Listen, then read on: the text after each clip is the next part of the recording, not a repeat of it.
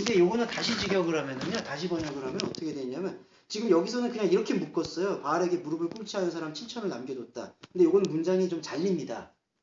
그럼 잘려서 다시 번역을 해드리면 뭐냐 하면은 13, 4절에서 하나님의 대답은 카탈레폰 헤아우터 그 다음에 에프타키 클리우스 안드라스 나 자신을 위한 나 자신에 의한 7천의 남성을 남겨두었다. 예. 그래서 일단은 11장 4절에서 남겨둔 백성이 나옵니다. 예. 이런 거 설명드릴게요. 11장 4절에서는 남겨지다. 이게 카타레이폰. 근데 이 의미를 그냥 가장 잘 쓰이는 걸로 풀어서 버리면은 버려두다입니다. 예. 그러니까 버리고 도망가다. 좋은 의미가 아니에요, 사실은. 예. 예. 그러니까 사도 바울이 상당히 고단수가 원래 구약 성경에는 이 단어가 아니에요. 카탈레폰. 남겨뒀다는 게 뭔가 되게 의미심장하게 이렇게 주에 군사를 심어뒀다. 그러니까 뭐 대단하게 그러니까 이제 숨은 병기가 있다 이런 표현인데 사도 바울은 그 구약의 인용을 헬라어로 어떻게 바꿨냐면은 버려뒀다라고 표현했습니다. 그러니까 여기서 지금 바알에게 무릎을 꿇지 않은 사람 7천을 남겨뒀다라는 건 여기다 두었다. 이 얘기가 갖고 있는 게 뭐냐면요. 지금 남겨졌다라는 존재는 아까 말씀드릴게요. 표층과 심층에서 표면적 유대인, 이면적 유대인에서 이면적 유대인이 발견이 되면은 이면적 유대인이 완전히 어떤 영의 세계를 살아간다라는 것을 사도 바울은 표현하지 않고 표면적 유대인에게서 백성에게서 제자됨을 발견하면은 그 제자된 존재가 살아가는 삶의 자리가 어디냐? 바로 표면이라는 거죠. 버려둔다라는 표현이 뭐냐면은 하나님께서 당신의 아들을 보내셔서 우리에게서 생명을 지금 불어넣어 주셨고요. 다시 하나님의 아기로 돌아가셨거든요. 그 다음에 여기에는 지금 성령이 활동을 하세요. 근데 성령이 활동을 하고 있는 장소가 어디냐? 토포스가 어디냐? 바로 이 카탈레이폰. 남아있는 곳이라는 거죠. 그러니까 우리가 지금 가고 있는 지금 상태가 하나님이 떠난 자리예요. 근데 하나님이 떠났음에도 우리가 하나님을 인지할 수 있는 가장 결정적인 것이 백성을 제자로 만들어주는 성령이 지금 바로 그것을 담당하고 계시고 성령은 다른 어떤 신비적 영만을 얘기하는 것이 아니라 바로 하나님의 보내신 자의 말씀을 이야기하고 있다. 그러니까 왜 우리가 계속해서 이 말씀 예배를 드려야 되느냐? 결정적 당위가 여기에 있는 거죠. 이게 아니면은 이 버려둠에 대한 인지가 왜곡돼요. 그 왜곡되는 게 이제 좀 이따 나타납니다. 5절에서 보시면은 은혜로 택하심을 따라 그렇죠? 이와 같이 이제도 은혜로 택하심을 따라 남은 자가 있다. 예. 그래서 남은 자가 또 이 비슷한 용어 똑같이 이 카타 빼고 람페이 남은 자가 있다. 근데 이 남은 자는요. 이 남은 자가 어디 있냐면은 바로 세상에 있어요. 근데 세상에서 지금 어떠한 상태성을 갖고 있냐 하면은 은혜로 5절에서 택하심을 받았다. 택했다라는 게 뭐냐 하면은 에클레고. 이게 교회의 원형입니다. 예, 안에서 밖으로 불러낸다. 예. 그러니까 지금 우리가 이게 도식으로 보면 세상에 이렇게 있거든요. 근데 세상에서 뭘로 부르시냐면은 은혜로 부르세요. 은혜는 아시겠지만은 어떤 인과도 없어요. 일방적인 거예요. 그럼 일방적인 게 뭐냐? 딱 하나죠. 말씀이죠. 말씀으로 은혜로 불러내고 있다. 이런 남은 자. 근데 왜 이걸 남은 자라고 했냐? 여기에요. 네. 그러니까 이 남은 자라는 게 여기 남아있다라고 해서 남은 자라고 표현하고 있어요. 그러니까 여기 남아있는데 그러니까 이 그리스도인은 우리가 삶의 자리가 계속해서 원죄성이 들끓고 있는 세상에 남아있는데 이 남아있는 자의 정체성이 어떻게 되냐? 은혜로 에클레고 불려내진다는 거죠. 이 안에서 밖으로. 근데 여기서 안에서 밖으로 불려지는 게 뭐냐? 은혜라는 거죠. 왜냐하면 여기 안에서는요. 이 세상에서는 선악의 패러다임이라고 해가지고 인과율의 행동 원리가 꽉 차 있어요.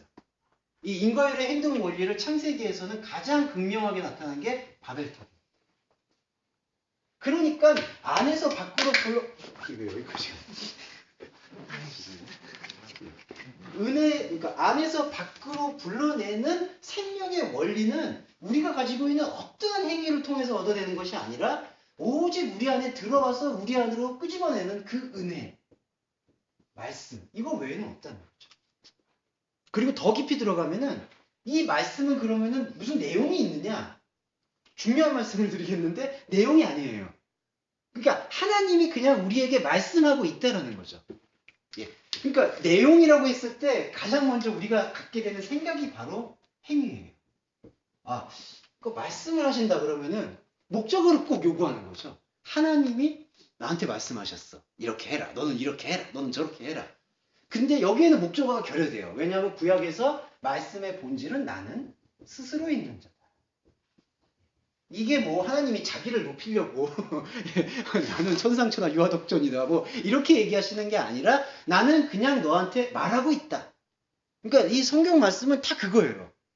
근데 왜 우리가 계속해서 이런 시간을 할애해야 되느냐? 관성 같은 거죠. 세상은 그렇게 그러니까 그렇게 우리를 내버려 두질 않아요. 그냥 말씀하시면 노출하도록 내버려 두질 않아요. 견딜 수 없도록 만들어요. 무언가를 하도록 만들고 바벨탑을 쌓도록 만들고 무화과나무로 치마를 만들어서 어떻게든지 여기다가 잡아 묶으려고 하는 것이 원죄성의 본능이고 우리가 영적인 전쟁을 한다는 것은 바로 이런 원죄성의 본능의 고리를 끊어낼 수 있는 유일한 가능태인 이 말씀에 참여해서 하나님의 사자가 오르락 내리락 하는 것을 우리의 영적 시반으로 봐야 된다는 거예요. 예. 그게 아니면 희망이 없습니다. 예. 그리고 안 좋은 게 있어요. 안 좋은 게 뭐냐 하면은 안 좋은 남은 자도 있습니다. 안 좋은 남은 자는 7절 먼저 말씀드릴게요. 7절 보시면은 이스라엘이 구하는 그것을 얻지 못하고 택하심을 입은 자가 얻었고 남은 자들은 완악하여졌다. 그럼 이때의 남은 자는 어떤 남은 자냐? 하나님의 관점에서는 이때 남은 자는 성령을 통해서 견인받고 활동하는 존재거든요. 근데 그렇지 못하고 남아있는 자는 굳어있는 자를 남은 자. 이거는 두 가지 의미가 있어요. 이걸 남은 자라고 표현하셨던 이유는 먼저는 대상화를 먼저 내재적 관점으로 보시면은 이때 남은 자는 뭐냐면요. 내 안에 먼저 하나님과 함께하는 남은 자가 있잖아요. 하나님과 함께. 그러니까 이때 하나님과 함께는 나는 하나님과 함께하면서 나는 하나님의 아님을 이해하고 있는 에클레고하고 있는 남은 자거든요. 이 남은 자가 또 남은 자를 봐요. 이건 뭐냐면은 굳어있는 자. 이거는 내 안의 원수, 이웃. 그래서 예수님은 계명을 이웃을 사랑하라고 주시는 거죠. 이 굳어있는 존재를 계속해서 비옥한 땅으로 만들어줘야 되는 거예요. 예. 노아의 방주에서도 역청, 가장 부드러운 것이 들어오고 그리고 성이 무너지듯이 구약의 텍스트는 다 그걸 얘기하고 있는 거죠. 굳어있는 내 안에 남은 자. 그 다음에 또 남은 자는 이제 내 타자적 관점으로 봤을 때 이제 이 남은 자가 아니라 그냥 실제로 감각이 없는 존재. 예. 근데 이 감각이 없는 존재가 이제 조금 더 들어가 보면은요. 혼미의 영입니다. 11장 8절에서는 하나님이 오늘날까지 이 무감각한 자에게 혼미의 영을 줬다라고 되어 있는데요. 여기서 가장 첨예한 게 이제 이거예요. 혼미라는 단어를 사도 바울이 어떻게 사용했냐 하면은 카타미소를 사용했는데 이 단어는 이제 합성어인데 풀어서 잠깐 설명을 드리면은 양심에 찔려 견딜 수 없는 상태입니다. 예. 근데 이게 되게 이상한 게요. 예, 이게 이상한 게 보시면은 11장 7절에서는 이 나머지들은 완고해졌다고 돼 있거든요. 완고해졌다라는 게 무슨 뜻이냐면은 코어와서 무감각해지다. 화학적 변화와도 같은 의미입니다. 무감각. 근데 무감각을 느끼는 사람들이 혼미의 영을 받았기 때문에 무감각해졌다는 거거든요. 근데 이 혼미라는 것이 어떻게 번역되냐? 양심에 찔려 견딜 수 없는 상태. 도덕적 인간이라는 거죠. 여기에 아이러니가 있어요. 무슨 아이러니가 있냐 하면은 아까 말씀드렸듯이 이 법을 두 개 말씀드렸잖아요. 존재로서의 법과 양심으로서의 법을 말씀을 드렸는데 인간이 갖고 있는 이 원죄성의 뿌리는 어떻게 이 존재의 법을 끌어내리냐 하면은 이 법은 계셔. 그래 그리스도 예수는 구원이셔. 그러면서 그래도 우리가 무엇을 함으로써 하나님 앞에 영광을 돌려야 돼. 이 생각에 꽈리를 틀고 있는 거예요. 그러니까 이거 안에서 자꾸 이제 이방인들이 쫓게 되는 그 사회적 관습이나 자기 안에 있는 윤리의식한테 계속해서 하나님을 비추는 거예요. 그러면은 뭐에서 무감각해지냐? 하나님의 이 말씀에 대해서 무감각해지는 거죠. 이게 사람 잡는 거예요. 사실은 좀 격한 표현을 드리자면은. 예. 그래서 또 어떤 분들은 그러면 양심을 하지 말자. 그런 얘기가 아니죠. 계속 말씀을 드리지만 이 중간율법은 존재의 법을 지원해주는 지원태이고, 근데 이 지원태를 갖다가 이 존재의 법을 에워싸버리니까 양심에 찔려 견딜 수 없어서 사람은 계속 행위하죠. 그러면 행위가 거듭되면은 이 우리 안에서 하나님과 소통하는 남은 자가 무감각해집니다. 그래서 볼 수 있는 눈이 없어지고 들을 수 있는 귀가 없어지는 상태로 나아가고 있다. 실제 역사에서 유대교인들, 바리새인들이 결국 이 결과를 양산했고요. 그러면 그때 이스라엘 사람들만 있고 우리는 아니냐? 아니죠. 오히려 우리가 더 할 수도 있죠. 이제 계속 역사가 쌓여왔으니까. 이때는 초대교회 때 준 거니까, 예, 그래도 이제 초대교회 때는 그게 되는데, 예, 그거를 여기서 좀, 예, 볼 수가 있겠습니다. 그래서 이거는 좀 컨트롤, 그러니까 나중에 이거를 말씀을 전달하실 때, 이제 이건 지혜롭게 하실 필요가 있어요. 그럼 양심을 버려야 된다는 얘기냐? 그게 아니죠. 그 프레임 자체죠. 왜냐하면요, 양심에 찔려 견딜 수 없는 사람은 두 가지 모습을 보여요. 아예 투철하게 신념화가 돼가지고 그걸 잘 지키거나, 아니면 에라 모르겠다. 예, 진짜 그렇습니다. 예, 아이고, 나 이거 아무리 지켜도 안 되겠다. 나 못 지키겠다. 이거예요, 그냥. 그러면서 자기 합리화를 여기서 다 일으켜요. 두 존재가. 아까 말씀드렸듯이 신율법주의는 이 신념화를 통해서, 표현이 죄송합니다만, 재미를 봐요. 예. 그러면서 자기의 지금 행위의 부당함에 대해서 합리화를 할 수가 있어요. 그리고 반대로 무율법주의는, 야, 너무 그렇게 피곤하게 살지 마라. 예수님이 봐라. 예수님도 술에 취하셨고 뭐 이렇게 뭐 혼인잔치 어쩌고 저쩌고 하면서 또 이 프레임 안에서만 합리화를 계속 하는 거예요. 예. 그래서 혼미의 영이 결과적으로 되는 것 같습니다. 집사님 뭐 하시는 거예요? 아니, 오늘 왜요? 오셔서 꼭 하시고. 참, 지선이 저기 저 목사님 인사하실 거 아시죠? 많이 하셨네요. 네. 이 자리를 이렇게 또 마련해 주시고. 네, 너무 목사님. 아, 목사님. 왜 그러세요? 이제 입에 붙는 것 같아요. 그쵸? 감사합니다. 예, 지금 그 표현을 좀 드렸고요. 그 다음에 요것도 잠깐 말씀드릴게요. 6절도 중요한 구절이라서요. 예, 말씀드리겠습니다. 그 만일 은혜로 된 것이면 행위로 말미암은 것이 아니니 그렇지 않으면 은혜가 은혜되지 못한다. 예. 그래서 이 의미는 뭐 이거는 그냥 한글 번역 그대로도 의미가 있는 것 같아요. 이것이 일이 아니라, 저 에르곤이 아니라 은혜로부터 된 거다. 만약에 이게 일로부터 됐다면은 은혜가 은혜로서 태어나지가 않는다. 근데 요거는 이 관계입니다. 은혜가 은혜로서 태어난다라는 거는 이게 에클레고잖아요. 이게 남은 자고 여기 남은 자가 있고 이 남은 자는 에클레고 활동을 하고 있어요. 근데 이 에클레고 활동을 할 수 있게끔 만들어주는 그 자각의 재료가 은혜. 근데 은혜가 은혜로 태어난다라는 표현을 하고 있습니다. 한글 번역에서는 이제 그냥 이렇게 돼 있죠. 예, 되다. 근데 이게 이제 아시겠지만 그 기본 동사 중에 아주 신비로운 부분이죠. 헬라어 기본 동사 기노마이. 출생하다, 생산되다, 나타나다. 예. 그러니까 비동사하고 좀 달라요. 이건 에스틴하고 달라서 기노마이는 이렇게 씨가 뿌려지고 씨가 낳는 개념. 그러니까 은혜가 은혜로 나타나는 거는 이 에클레고적 관계는 지금 우리가 살아가고 있는 이 삶 속에서 보이는 현상으로 이렇게 그냥 해소되고 배설되는 게 아니라 하나님의 그 내밀한 생명체인 골방 안에서 계속해서 생명이 나아지는 관계를 얘기하는 거죠. 은혜가 은혜로 되어진다. 예. 그리고 또 하나는 한글 번역에서는 빠져 있는데요. 요 흐레마 성경 있으시면은 요 뒷부분이 빠져 있습니다. 6절 하반부분을 보시면요. 다 있으시죠, 지금? 선생님, 목사님 죄송합니다. 이러 또. 영생이 에이데 엑소 에르곤 우케티 에스틴 타리스 에페이토 에르곤 우케티 에스틴 에르곤. 요거는 지금 번역이 좀 생략되어 있습니다. 예. 그럼 뭐냐면요. 이렇게 번역할 수 있습니다. 그러나 만일 이것이 행위로부터 아니라면은 이것은 더 이상 은혜가 아니니 행위가 아니라면 이것은 행위가 아닐 수 있다. 그러니까 좀 말이 약간 좀 꼬여있죠, 지금. 행위가 아니라면 행위가 아닌 것이다. 예, 이거는 그 앞에 점에 대한 부연입니다.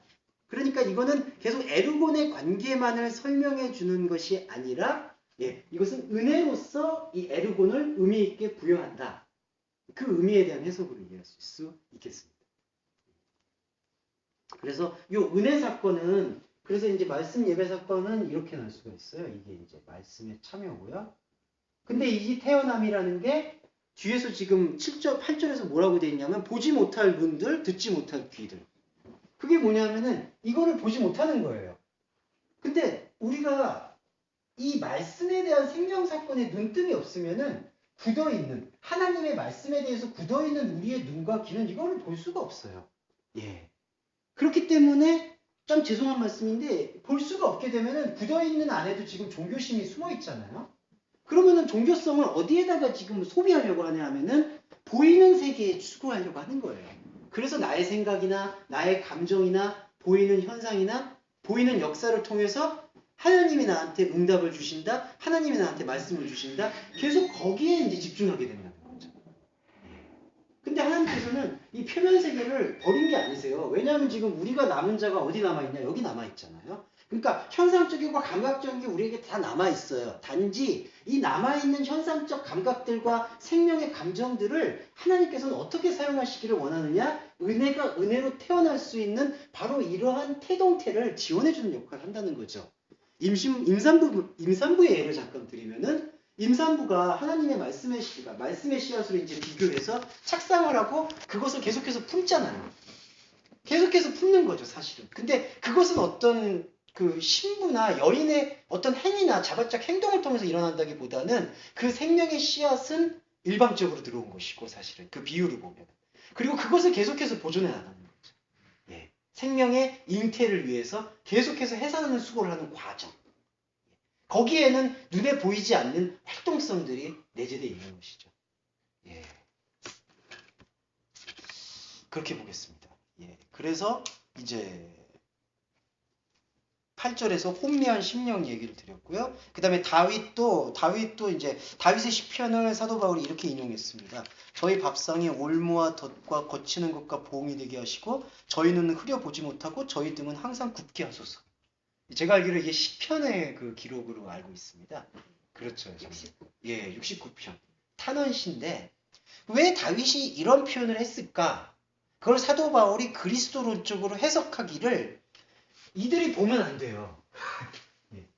이게 무슨 얘기냐면 굳어있는 눈을 가지고 이게 하나님이야. 이게 우리 남은 자야. 이렇게 주장하고 그렇게 활동하기 시작하면 그때부터 재앙인 거예요. 그러니까 뭐냐면은 이 하나님의 은혜로 깨어나는 남은 자가 굳어있는 남은 자를 압도해서 이 굳어있던 남은 자들을 끌고 와야 되거든요. 이게 바로 에클레시아 교회의 역할입니다. 근데 이 굳어있는 남은 자가 굳어있는 안목을 가지고 이 내면성의 남은 자를 계속해서 판단하고 정죄하는 거예요. 그래서 다윗은 시편에서 뭐라고 얘기하냐면은 그들의 눈이 흐려서 보지 못하게 해달라. 애원하는 거죠. 보면 안 되는 거예요. 그래서 마태복음에서도 그런 표현이 있습니다. 저희 이제 백성들이 보지 못하게 되고 듣지 못하게 된다. 들을까 염려한다. 그런 표현이 나오죠, 예수님. 그게 뭐냐면 이 눈 가지고 보면은 그때부터는 완전히 이제 그 패턴 자체가 꼬여버리니까. 네. 딱 며칠. 그래서 이 굳어있는 사람 이게 그동안 말씀하셨던 게 보이는 것에 대한 것에 그런 감정 보이는 것들에 대한 판단 이런 것에 대해서 되게 강조하셨던 것들. 그럼 그때부터 계속 이어져 왔던 것들. 그렇죠. 그런 것들이 잘못된. 그래서 계속 그 눈으로 판단하고 평가하려는 그러한 기준들이 요 남은 자를 계속해서 압살하는 본능을 갖고 있거든요. 그래서 이제 이런 부분들을 구약에서는 계속해서 장자가 죽고 차자가 들어오고, 에서가 장자권 물려나고 야곱이 들어오고, 계속해서 그러한 모델들을 보여주고 계시는 거죠. 물론 이제 냉정히 말해서 다윗은 그때 다윗의 시편에서는 다윗 자신의 신세 하소연의 시라고 얘기할 수도 있습니다. 그러니까 그때 막 적들한테 쫓기니까 저들의 눈을 흐려서 보지 못하게 해달라. 근데 이거를 이제 신약적 관점으로 재해석을 해야 된다는 거죠. 그래서 저희가 이제 주일날에도 왜 구약을 그런 식으로 읽느냐. 그리스도론적으로 봐야지 구약이 풀리는 거죠. 사실은 그리스도론적으로 보지 않으면 그건 유대교의 어영부대밖에 안 되는 거예요. 사실은. 예. 제가 노조 활동은 한 건 아니지만 저번에 예전에 한번 어영노조에 가입한 적이 있어가지고 이거 완전히 무슨 사칙의 놀이개야 보니까요. 그래서 제가 그래서 저 그렇다고 뭐 활동한 거 없습니다. 저는 원래 저는 원래 활동을 싫어해가지고. 청결하십니까? 예. 근데 그 지금 저기 그 눈을 보지 못하게 하는 저 상태가 그 화학적 반응에 묶여 있어서 예. 그 거짓 하나님을 지금 섬기고 있는 그 상태잖아요. 네네. 근데 그 상태가 사실은 원수인데 네. 그 상태에서 눈을 뜨지 못하게 하면 원수를 사랑하라는 거하고는 조금 그거는 조금 더 이제 이 다윗하고 네, 요 앞에 그 엘리야의 표현하고 같이 이렇게 접목이 되는 것 같아요. 그래서 여기서는 지금 그 화학적 변화가 되어 있는 하나의 굳어 있는 눈이 있고, 그 다음에 다윗이 고백하는 시편에서는 하나님을 알게 된 하나님과의 은혜로 깨닫게 되는 자신의 존재를 고백을 하면서 이 자신의 존재를 이렇게 굳어 있는 존재가 짓밟지 못하도록 해달라는 단절에 대한 여기서는 좀 방점을 많이 찍은 것 같아요. 그러니까 그거를 멈추게 해달라. 그 어떤 악의 순환, 악의 행진을 끊어달라는 의미에서 그들이 계속 보게 되는 눈을 흐려서 보지 못하게 하고 항상 굳게 만들어달라. 왜냐하면은 이 굳어있는 남은 자가 살아나고자 하는 남은 자하고 계속해서 상관을 하거든요. 예. 그래서 이제 요지사님도 그런 취지에서 말씀드리는 저희 거니까. 그래서 지금 예, 서로 이제 거의 다 예. 이해가 다. 예, 왜냐하면은 됐어요. 가장 마귀는 미혹적 존재라서 우리의 가장 약한 부분이 이 감정과 휴머니즘과 양심과 쾌락이거든요. 예, 이 네 가지 요소를 갖고 계속해서 이 굳어있는 것이 살아나야 될 것들을 계속해서 상관해요. 그러니까 그거를 단절을 끊어내고 새로운 예루살렘을 받아들이는 이러한 영적 선순환을 일으켜야 된다는 게 사도 바울의 생각이에요. 너무 감사하네요. 제가 오늘 들을게. 근데 뭐 원래 뭐 자매님이야 원래 그 뛰어난 통찰력을 갖고 계신데 이제 다만 이제 저희가 이렇게 확인하는 것이죠. 예. 다 지금 이런 인식을 다 갖고 계시기 때문에 이제 저는 단지 이제 이런 것들을 조금 더 확장할 뿐입니다. 예, 어떠세요? 예, 집사님. 그렇게 저런 표현하신 저런 상태에서 눈이 떠지고 귀가 열리면 예. 계속적인 그 우상화가 더 지속이 된다는 예, 거예요. 예. 자기는 계속 가고 있지만 예. 하나님과 계속 멀어지고 있는 예. 상태. 그런 관계를 단절하는 그런 인식, 그런 사건이 일어나게 해달라. 그런 강구로 볼 수 있습니다. 그러면서 11절에서는 바울이 말합니다. 저희가 넘어지기 위하여 실족한 것이냐. 여기서는 좀 한글 번역은 이렇게 한 것 같아요. 넘어지기까지 이건 아니고요. 이육 구절이라서요. 그들이 넘어지기 위해서 이렇게 실족된 거냐. 이 실족은 뭐냐? 굳어있는 남은 자, 본질을 보지 못하는 현상적 유대인. 유대인은 이거는 그냥 현상을 살고 있는 현상적인 존재죠. 예. 그들입니다. 요걸 이렇게 범주를 잠깐 이해를 하시고 들으시면 좋을 것 같아요. 넘어지기 위해서 걸려 넘어진 거냐? 그게 아니다. 그들의 범죄로 이방인들에게 구원이 나타난다. 예. 한글 번역은 이렇게 되어 있죠. 저희의 넘어짐으로 구원이 이방인에게 이르러 이스라엘로 시기나게 합니다. 시기나게 하는 거는 조금 이따 말씀을 드리고요. 먼저 저희의 넘어짐이 아니라 범죄입니다. 파라크토마트. 저희의 범죄로 뭐라고 되어 있냐 하면은 저희의 범죄로 구원이 이방인에게 나타난다.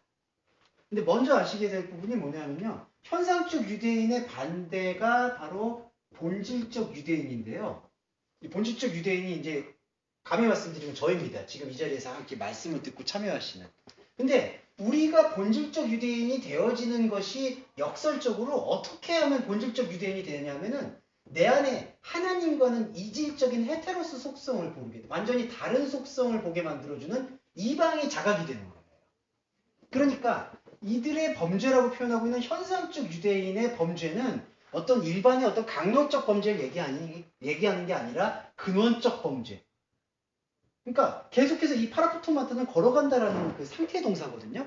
근데 상태 동사가 하마르티아에 연루가 돼 있으면은 관역이 다른 거에 연루가 돼 있으면은 이게 하나님의 관역인데 이게 우리의 관역이라면은 원죄성의 관역이라면은 이 관역을 향해서 계속 걷고 있는 거예요.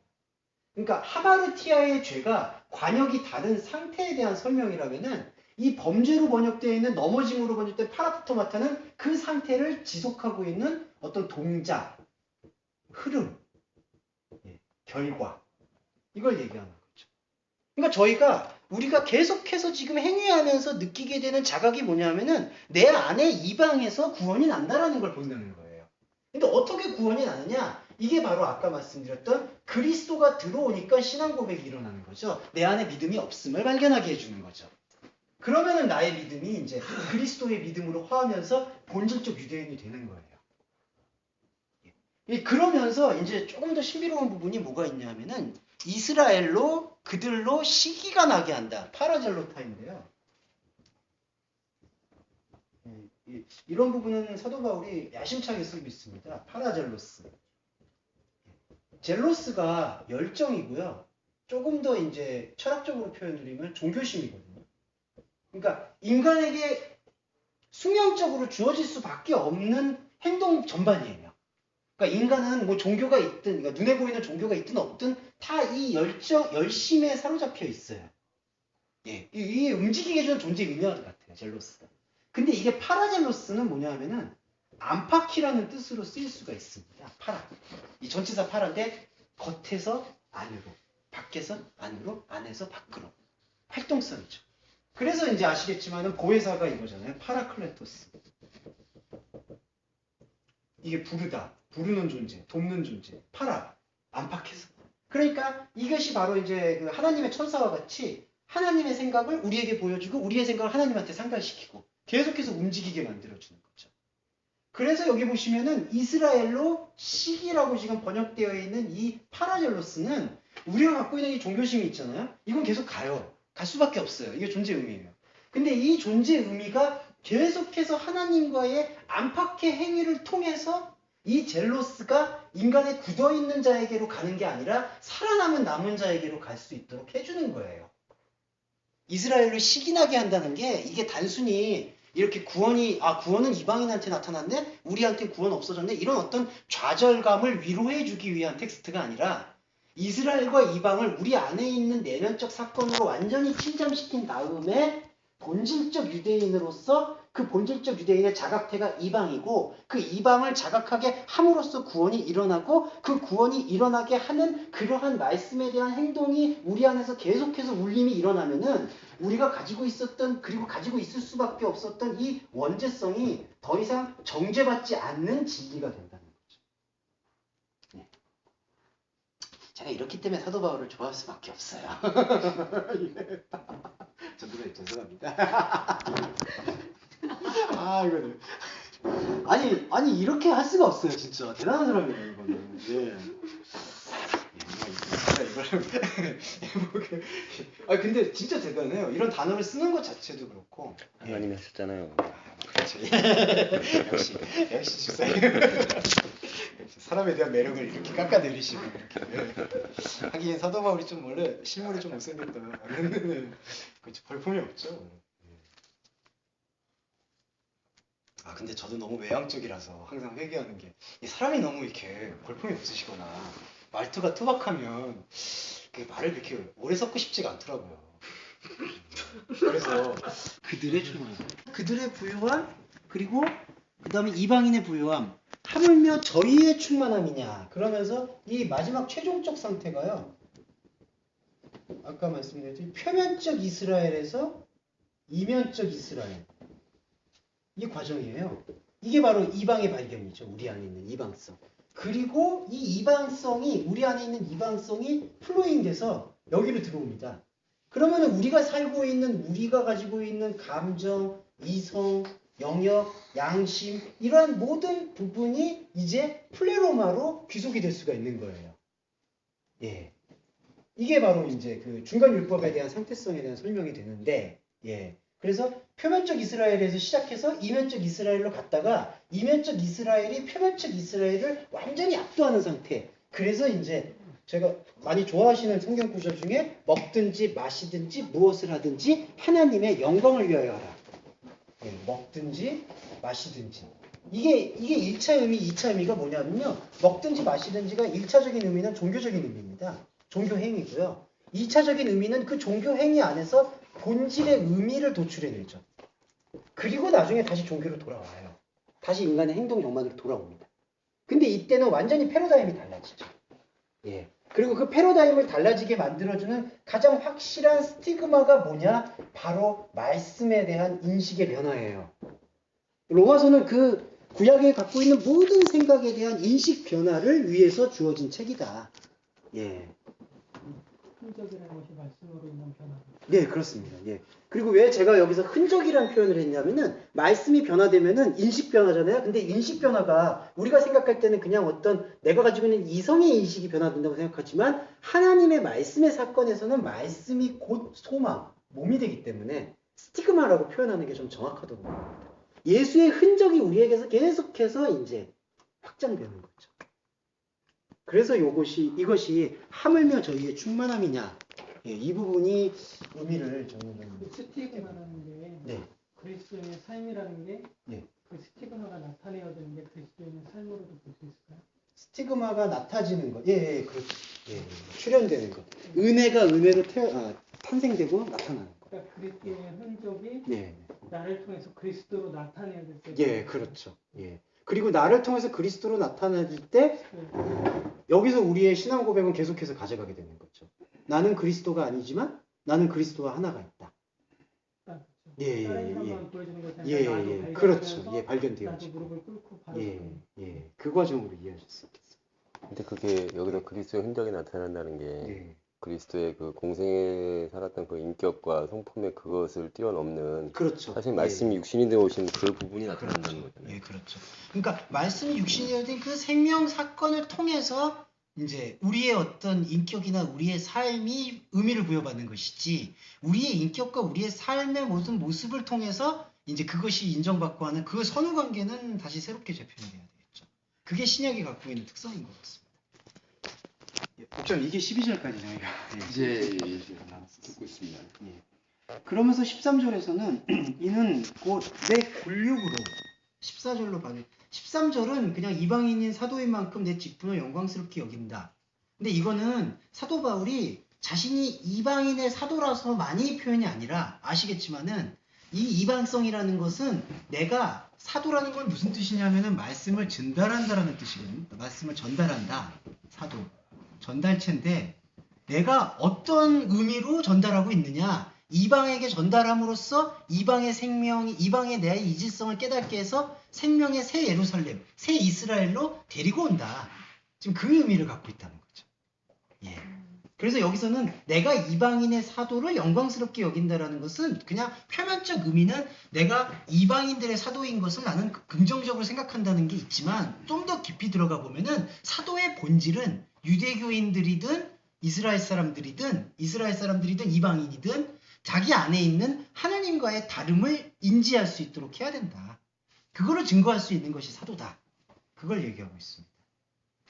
그러면서 14절에서는 이는 곧 내 곤육을 시기케 하여서 저희 중에 그 무엇을 구원하려 합니다. 예. 그래서 요거는 번역이 좀 아쉽습니다. 번역을 얼마를 구원한다라고 해가지고 또 이거를 이제 세대주의적으로 이제 앞으로 14만 4천을 구하면 된다. 이스라엘 사람들 중에. 예. 근데 예, 그거는 여기에 있는 그 원이랑은 맞지가 않아요. 예, 그건 무슨 뜻이냐면요. 여기서는 나의 곤육이 뭐냐면은 일단 사도 바울을 일단 말씀의 전달체로 자신을 고백하고 있고요. 그 다음에 곤육이라는 것이 샤르크. 그냥 나의 육. 이 나의 육이라는 것이 어떤 부분이냐 하면은 아까 말씀드렸던 굳어져 있는 남은 나. 그래서 여기서 보시면 내 곤육을 시기케 한다. 이건 뭐냐면은 사도 바울이 사도로서 말씀 전달체로서의 움직임을 지금 표현하고 있는 거예요. 나의 육이 굳어진 나가 시기라는 단어가 아까 파라젤로스. 나의 종교적 열심과 종교적 열정이 안팎의 사건을 통해서 그리스도 안으로 들어올 수 있게끔 만들어주는 상태. 그래서 여기서 14절에서 보면 얼마를 구원한다. 이제 이런 것들이 좀 기법입니다. 사도 바울이 쓰고 있는 수사법 중에 하나인데 티나스 엑소 아우톤인데 티나스 엑소 아우톤.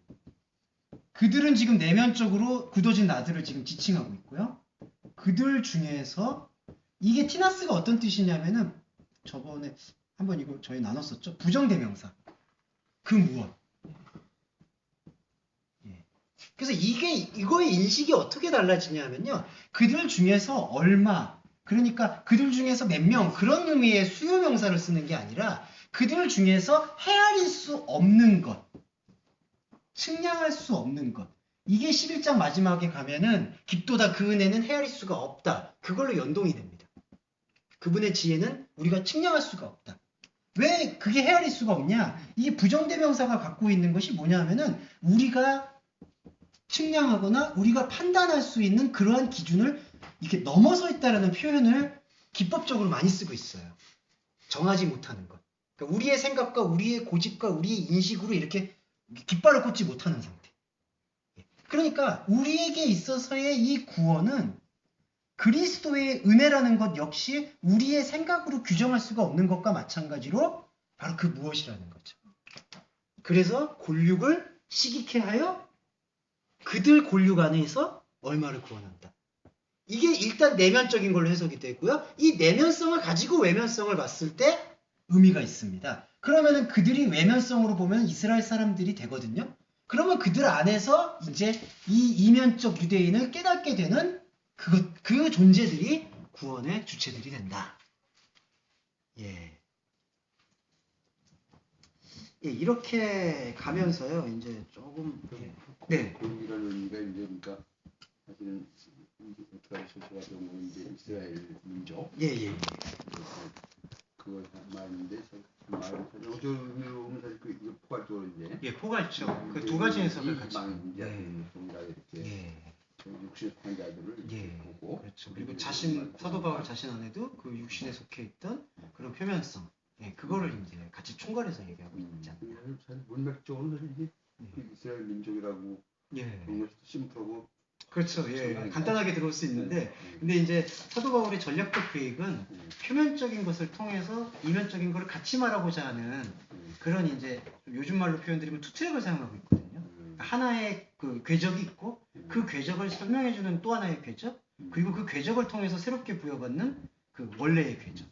그래서 여기 11장에서 지금 오시기 전에 잠깐 말씀 나눈 게 하나님이 자기 백성 이스라엘을 버렸느냐라고 했을 때 그때 이스라엘이 지금 근동 지역에 있는 이스라엘 지역만을 얘기하는 것만이 아니라 이제 모든 존재에게는 표면적 유대인과 이면적 유대인이 좀 있다고 보입니다. 그게 이제 사도 바울의 논지인 것 같고요. 그렇게 확장해서 같이 읽어줘야 되는 것이 로마서 읽기에 좀 묘수가 아닐까. 예, 그렇게 생각합니다. 그러니까 이 부분도 보면 하나님께서 그때 당시에 이스라엘 사람들이 선민 사상에 너무 젖어 있었잖아요. 예, 그렇죠. 그래서 완전히 막 대치급하고 했을 때 그거를 깨기 위해서 사실은 있었던. 그렇죠. 그리고 이제 로마서 같은 경우는 또 이제 그 이방 민족을 위해서 주고 있는 편지이기 때문에 또 이제 전략적으로도 유대인들의 그 어떤 그 자긍심을 또 완전히 깎아내릴 수는 없는 그런 선택도 분명히 전 있다고 보이고요. 그러니까 사도 바울은 상당히 영민한 부분이 있어요. 그 당시의 시대 상황을 반영을 하면서 본질을 계속 이야기하자고자 하는 그러한 취지. 그래서 오늘날 이것이 성경 말씀으로 우리한테 다가오지 않았는가.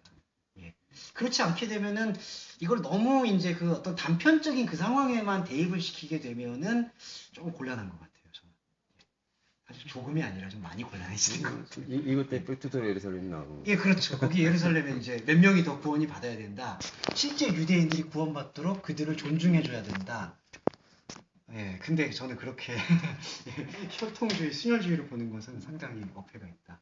어원적으로 지금 말씀 공부만 지금 보시는 거 헬라어죠? 예. 그것도 보면 어원은 본질 의미가 훨씬 더 큽니다.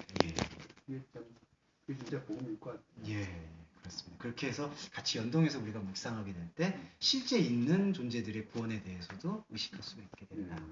생각했고요. 그 다음에 이제 조금 더 빨리 들어가서 저희를 버리는 것이 세상의 화목이 되거든 받아들이는 것이 죽는 자 가운데서 사는 것이 아니면 무엇이리요. 말 자체가 어려워서 이런 거를 다 설명을 좀 우리가 나누기에는 좀 시간 관계상 이해해 주시고요. 16절은 좀 살펴보겠습니다. 첫 열매가 거룩하면 16절은 제사한다라는 표현은 없는데 여기 제사라고 번역이 됐는데 이건 아니고요. 제사는 처음 익은 곡식가루가 거룩한 즉 떡덩이도 그러하고 뿌리가 거룩한 즉 가지도 그러하다는 것은 정확한 번역인데 앞에는 제사하는 그런 건 없습니다. 그냥 첫 열매가 하기야 거룩하면 덩어리도 그렇다.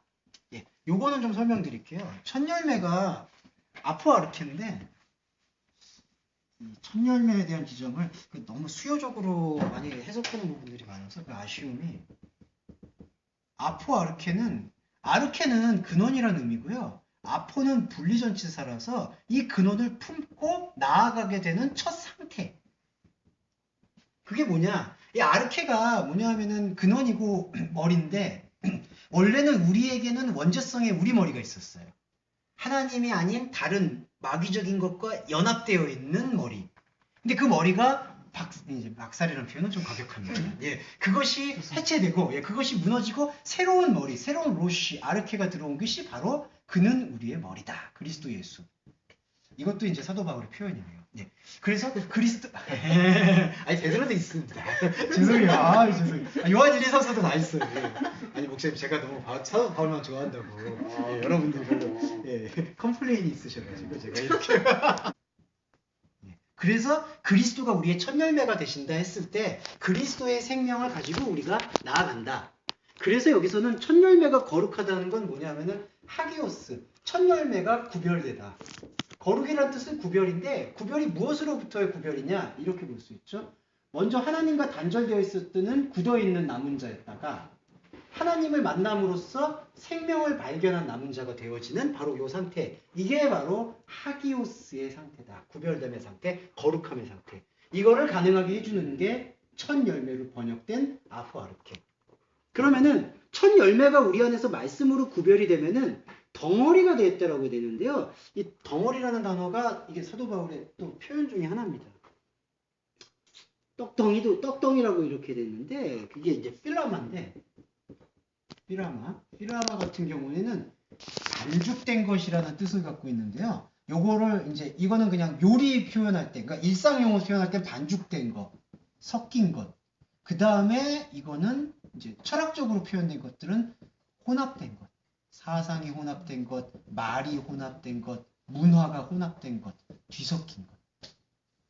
예. 그러니까 사도 바울이 이미 로마서를 쓸 때 로마 독자들에 대해서 어떤 생각을 갖고 있었느냐? 로마 독자는 완전히 혼합 쪽이에요. 뭐 문화도 혼합이고 사실은 왜냐하면은 이 로마가 발흥하기 이전에 페르시아, 아시리아, 바빌로니아 모든 문명의 종교성들을 태양신이라는 이름 아래 다 그냥 집어넣어 버렸거든요. 다 섞여 있는 거예요. 그러니까 그들에게 그리고 오늘날도 이거는 우리가 벗어날 수가 없어요. 사실은 2000년이 지난 지금도 이 우리가 생각하는 말, 사용하는 생각, 그 다음에 관습, 문화 이런 것들이 다 사실은 하나님에 대한 남음이 아니라 굳어있는 원죄성으로 혼합되어 있는 것이죠. 그러면은 이것이 어떻게 거룩하게 되느냐? 바로 이 남은 자가 우리 안에서 기노마이 태어나는 생명의 출생 사건, 거듭남이 우리 안에서 있게 되면은 혼합되어져 있는 우리의 말과 생각과 문화 안에서 당신의 그 은혜의 태어남만이 우리로 주장할 수 있게 된다는 거죠. 그래서 그 뒤에는 뿌리가 거룩하면 가지도 그렇고 마찬가지고요. 여기서 처음 열매가 거룩하면 덩어리도 그러하다. 덩어리는 하나의 우리가 가지고 있는 이 세상을 살아가고 있는 우리의 삶의 총체를 얘기합니다. 네. 덩어리를 열매로 예, 근데 열매는 근데 조금 결과론적인 것 같아요. 그래서 덩어리를 굳이 이제 아까 클레로스 가지로 좀 비교할 수 있을 것 같고요. 그 다음에 이제 열매는 이 가지에게서 요 살아남은 생명력을 잉태하는 사건을 통해 발견하는 카르포스 열매가 이렇게 되지 않을까. 예.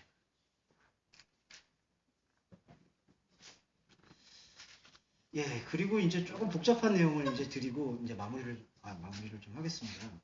17절에서부터요.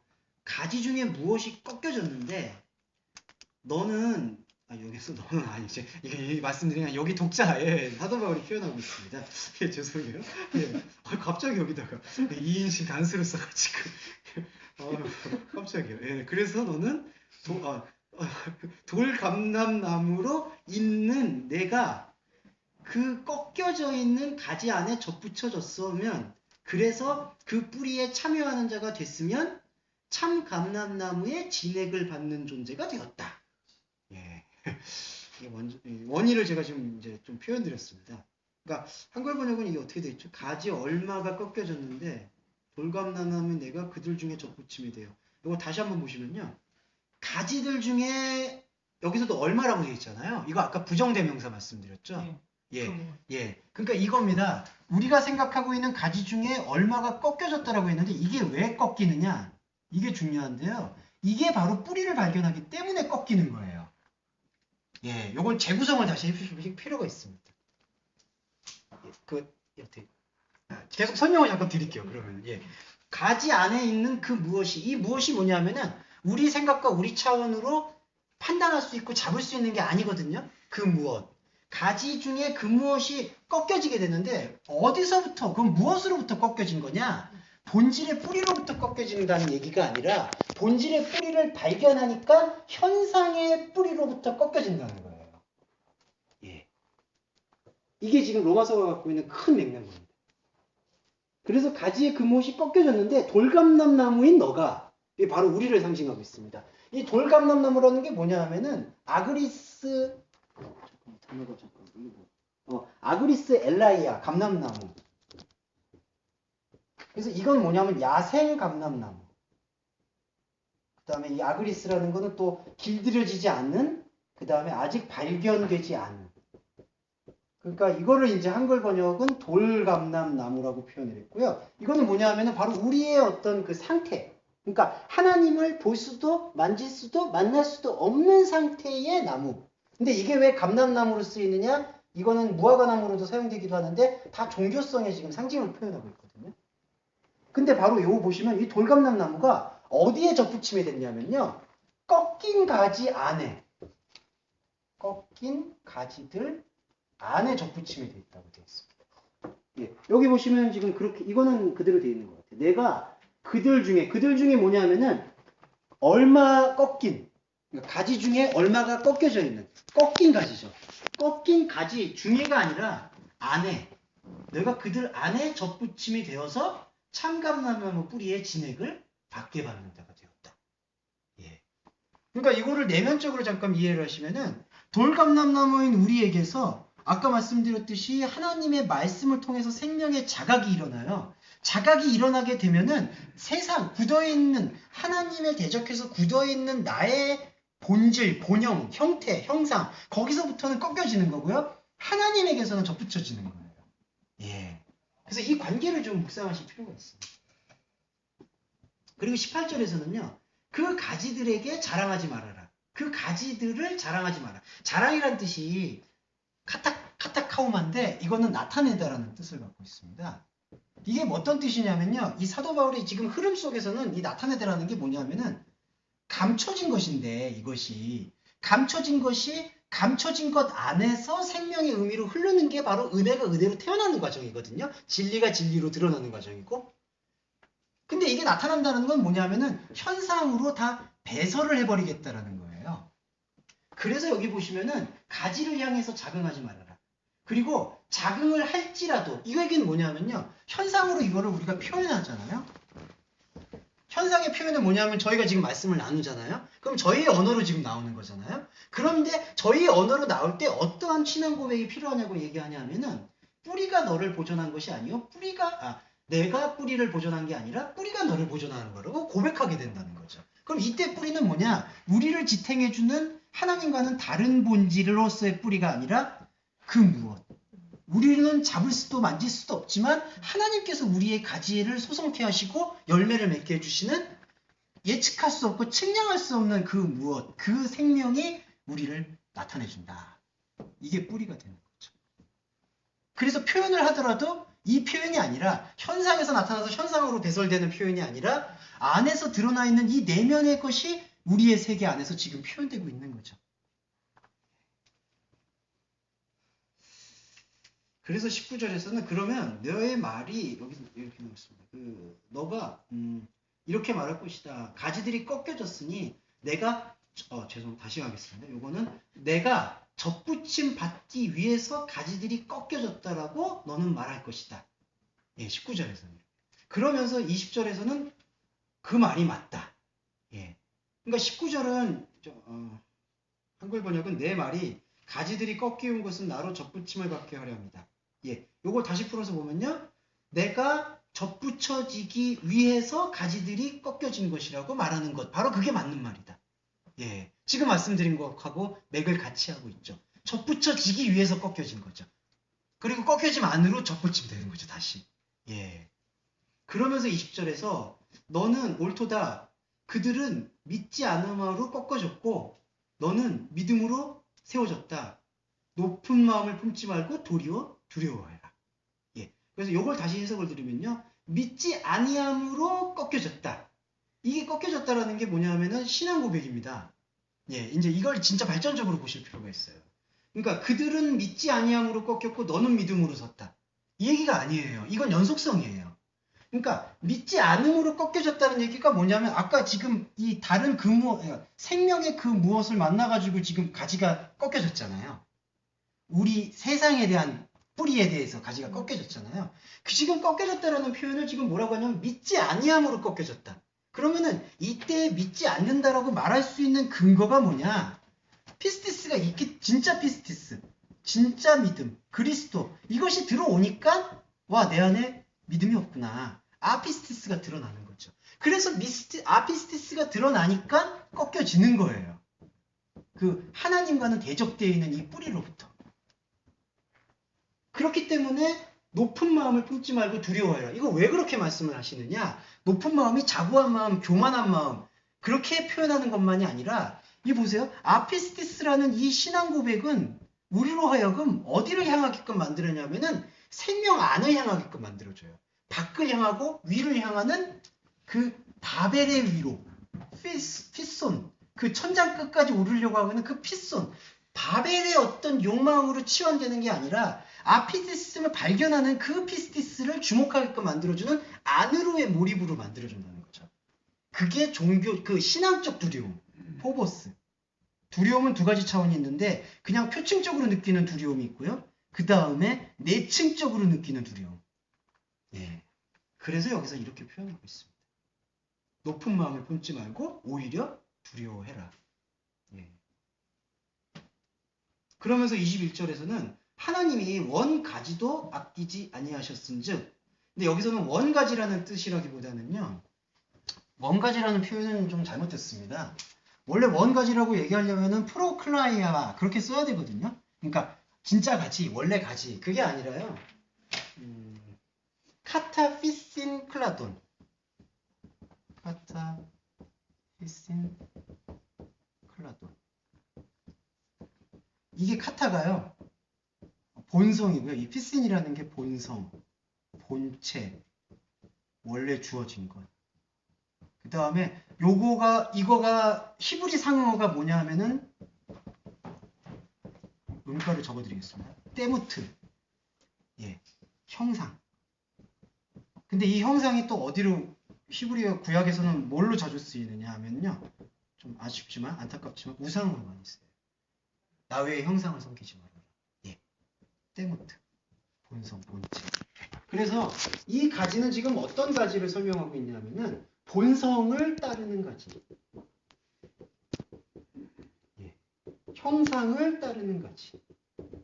이 두 가지 의미를 설명하고 있습니다.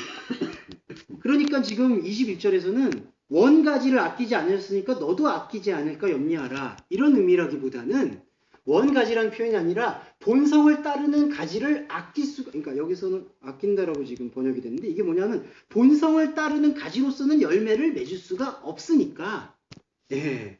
너희들도 염려하라는 게 어떤 걸 염려하라면 자꾸 굳어있는 생각으로 돌아서서 거기서 열매를 찾으려고 하는 것들을 경계하라.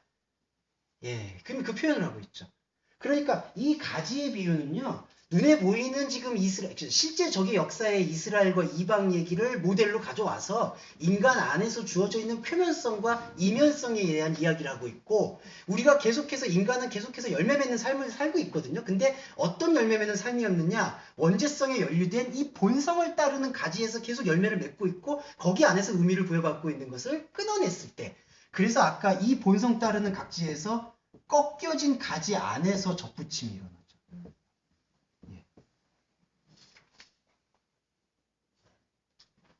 충분히 얘기했는데 참 우리가 신앙에서 실제로 예.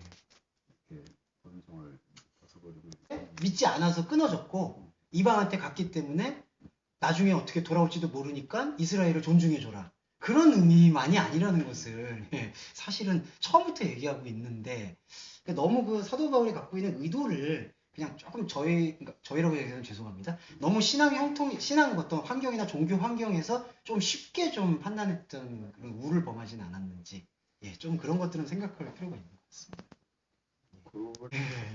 어떤 집중해야 될 것을 집중하지 않을 때 그런 것들이 좀 많이 왜곡되어 있는 것 같습니다. 21절에 경고로 봐야 할까요? 예. 21절에 21절은 경고성이 있습니다. 그러니까 너도 만약에 본성을 따르는 가지를 계속해서 돌아본다라면은 거기서 열매 맺는 건 의미가 없다. 경고성이에요. 근데 이제 그 경고성의 의미에서 이제 원가지라고 번역된 부분은 제고할 필요가 있겠죠. 그리고 이제 22절 같은 거는 이런 것도 좀 너무 그 관용어구로 해서 그래요. 인자와 어미를 봐라. 근데 이거는 좀 철학적 의미라서요. 그러니까 철학적 의미가 저는 나쁘다고 생각하는 게 아니라 그 표현을 하기 위해서 사용한 거니까 아마 좀 이해를 같이 해줄 필요가 있을 것 같습니다. 그 인자는 크레스토스로 번역됐고요. 그 다음에 어미라는 단어, 준엄이라는 단어, 아포토모스인데, 이 준엄이라는 단어 좀 주목하실 게 이게 이제 날카로움이라는 뜻에서 유래가 됐고요. 익스트리컬, 극한이라는 뜻입니다. 그리고 또 하나 첨단. 그 다음에 크레스토스는요, 이건 인자라고 번역이 되어 있는데 그거는 많이 이제 이렇게 의역이 된 다음에 나온 단어고요. 이 본질적 뜻은 뭐냐면은 유용한, 적합한, 쓰임새가 맞는, 이런 의미입니다. 그러니까 사용 가능한 크레스토스. 그래서 하나님의 사용 가능함과 날카로움을 봐라. 이거 잘 연상해 보시면은요, 이 아포토모스가 뭐냐면은 이것이 지금 사도 바울이 지금까지 로마서를 통해서 이야기하고 있는 그 생명의 성령의 법, 존재의 법에 대한 하나의 가장 날카로운 표현이에요. 뭐냐면 이게 첨단이라는 뜻인데, 이 구약 백성들에게서 나오고 있는 이 구약의 말씀이 다 어디를 향하고 있느냐를 주목하라 이거죠. 그래서 구약에서는 이런 표현들 많이 썼습니다. 다윗의 뿔로부터 구원이 나온다. 그 다음에 탑에서부터, 그 다음에 가장 뾰족한 것, 그 다음에 좀 죄송하지만 그 뱀을 벌 때 그게 뭐죠? 노뱀. 노뱀을 쳐든다라고 얘기했을 때 쳐든다라는 동사도 한 곳을 향하게끔 만든다. 이렇게 뾰족하게 세운다는 거죠. 일자예요. 여기 하나로 소급된다라는 뜻을 갖고 있습니다. 그래서 인자와 어미는 뭐냐면은 하나님이 우리에게 당신의 유용성으로, 이 유용성이 나쁜 의미가 아니라요, 하나님의 말씀과 계시가 내 안에서 제대로 들릴 수 있으려는 그 하나님의 인자는 이 그분의 존엄과 함께한다는 뜻인데, 그분의 존엄은 날카로움이고, 날카로움은 뭐냐? 하나로 소급되는 모든 의미의 하나됨입니다. 그게 바로 생명의 성령의 법인 존재의 법, 그리스도 예수가 되시는 거죠. 그러니까 이걸 보라는 거죠, 지금. 저희한테. 그래서 이 넘어진 사람들에게는 준엄함을, 그 다음에 그 안에 머물러 있는 존재에게는 인자함을, 이렇게 배우고 있습니다.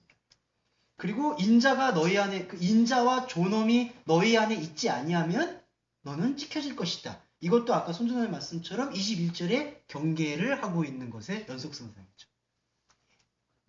22절은 그냥 한국말에서만 바꾼다면 사랑과 공의로 볼 수가 있을까요? 그렇죠. 디케가 아포토모스 되고 아가페가 크레스토스가 되고. 맞습니다. 근데 지금 이게 그 문자로 계속 보면 저거잖아요. 그 이스라엘 백성을 선택하신 하나님이 지금 이스라엘도 백성을 내쳤는데 예. 하물며 너희에 거의 붙어 있는 너희들이 예. 어? 예. 이런 식으로 신앙생활하면 예. 되겠느냐 그렇죠. 해석이 되잖아요. 그렇죠. 그러면서 열심히 그렇죠. 믿음 생활해라. 예. 안 그러면 너희도 그러니까 떨어진다 이제. 직접 십계명 받은 민족도 저렇게 내쳤는데 하나님이 너를 못 내치겠느냐 이런 식으로 이제 보편적 해석이 그거잖아요. 예. 그래서 뭐 구원도 예. 받은 구원도 예. 뭐 파기될 수 있다. 뭐 잘못하면. 이렇게 되는. 근데 그런 관계로 가게 되면은 우리 안에서의 자발성도 없어지게 되고 그것은 계속해서 어떤 그 공포와 두려움 속에서 계속해서 신앙생활을 하게 되는 그런 오유를 네, 영상을 엄청난 무서운 하나님이 돼버려요. 예. 언제든지 너희들은 구원해서 조금만 예. 잘못하면 예.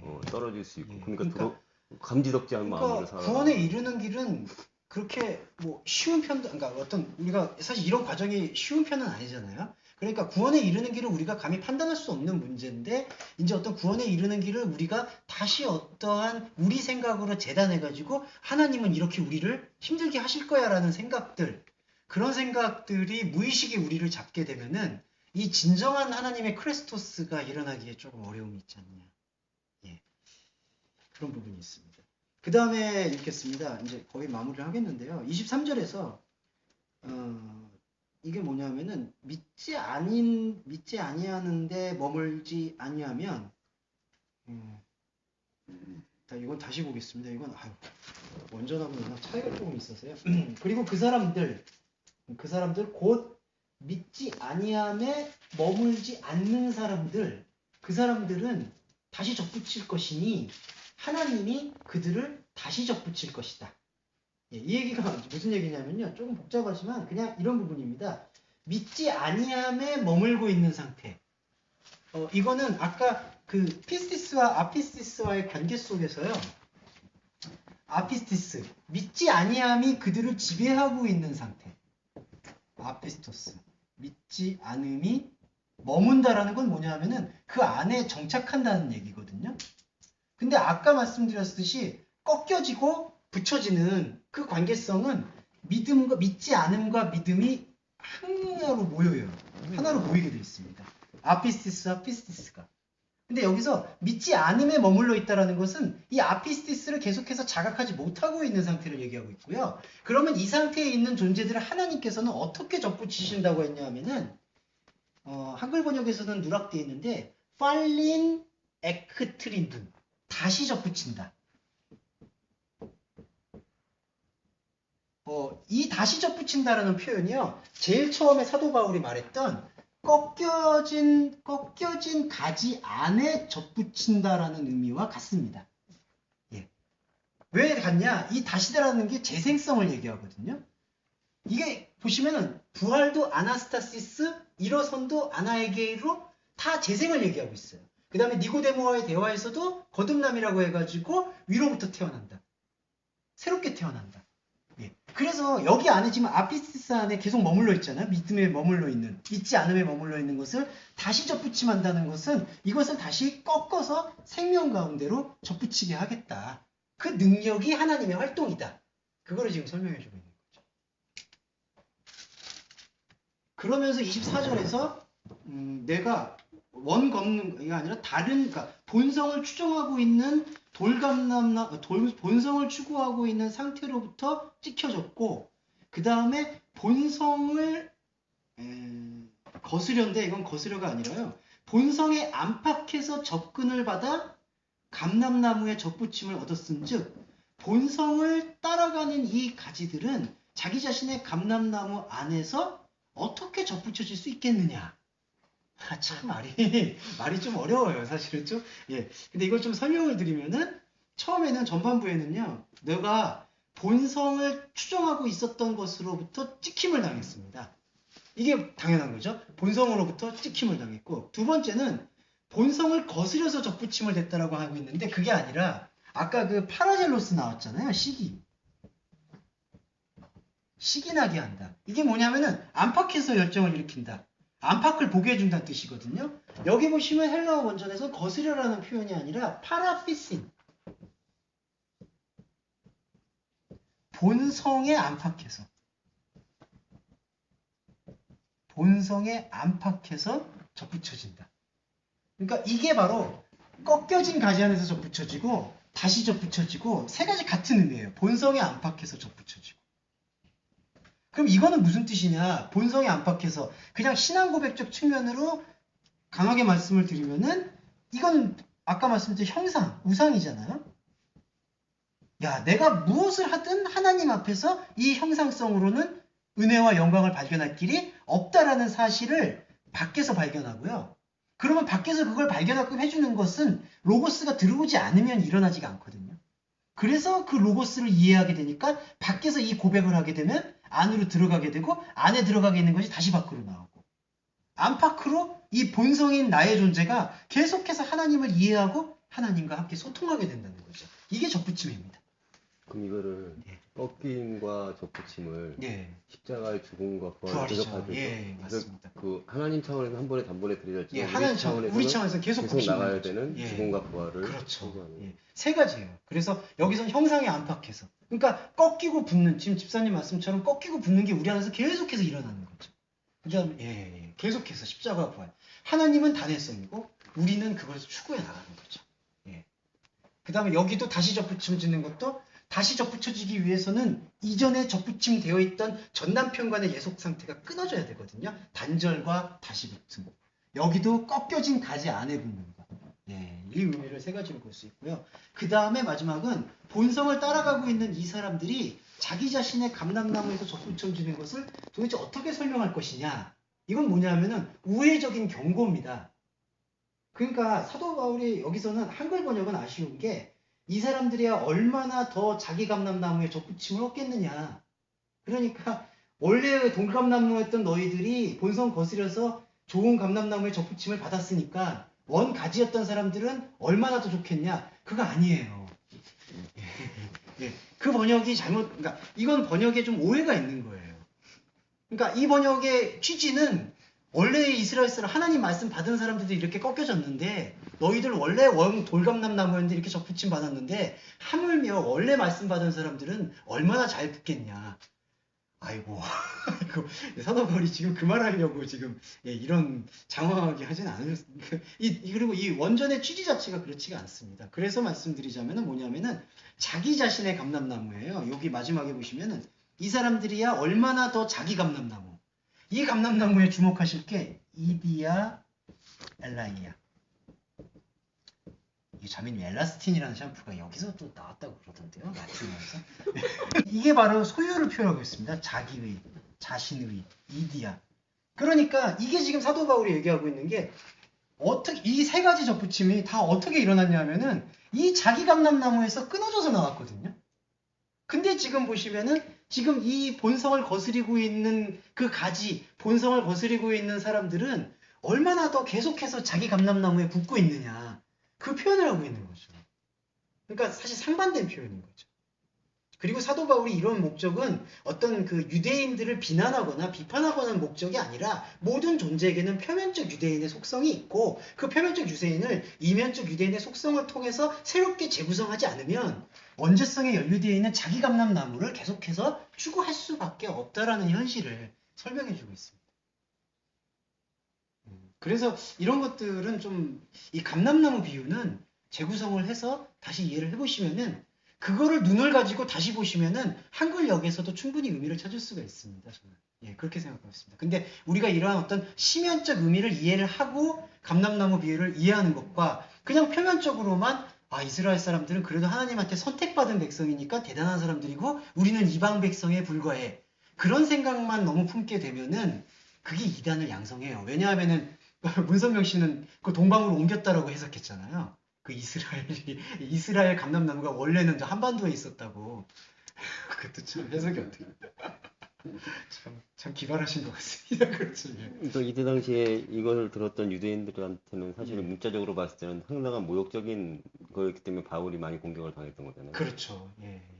그리고 실제로도 이 로마서 텍스트를 통해서도 많이 공격을 받은 걸로 알고 있습니다. 그래서 자꾸 이방인의 사도라고 규정하고 못 받고 있고요.